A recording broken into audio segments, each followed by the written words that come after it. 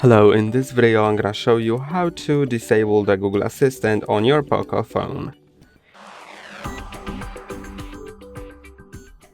To disable the Google Assistant, you'll need to go to the Google app, then click on your profile icon in the top right corner and go to settings, then go to Google Assistant, and first, when you go to the digital assistant from Google, make sure it's set to Google Assistant, because for some reason if it's set to Gemini you cannot disable it, so it has to be set to Google Assistant first, and then go to General and disable Google Assistant, then click on Turn Off, and now you can see that when I press and hold, it says that the Google Assistant has been disabled.